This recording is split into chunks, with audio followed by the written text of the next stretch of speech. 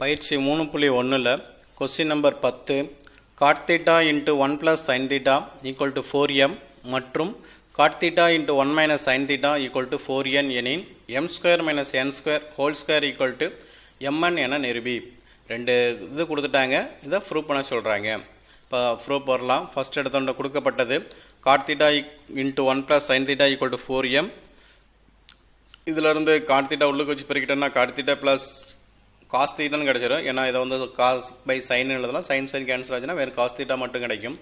அதே மாதிரி ரெண்டாவது இதை வந்து ஸ்கொயர் பண்ணேன்னா cot square theta plus cos square theta plus 2 cot theta cos theta equal to 16 m square. அதே மாதிரி ரெண்டாவது எடுத்துக்கிட்டோம் cot theta into 1 minus sin theta equal to 4n. உள்ளுக்கு வச்சு பெருக்கிட்டேன்னா cot theta minus cos theta whole power equal to 4n கிடைக்கும். இதை square பண்ணேன்னா cot square theta plus cos square theta minus 2 cot theta cos theta equal to 16 n ஸ்கொயர்னு கிடைக்கும்.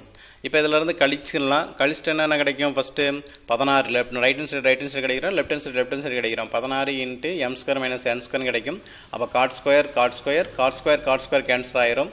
இது minus plus ஆச்சுன்னா 4 times of cot theta cos thetaன்னு கிடைக்கும். இந்த நாளையும் கேன்சல் பண்ணிட்டேன்னா உனக்கு cos theta by 4 equal to m square minus n square கிடைக்கும். இது சமன்பாடு 1ன்னு வச்சுக்கலாம்.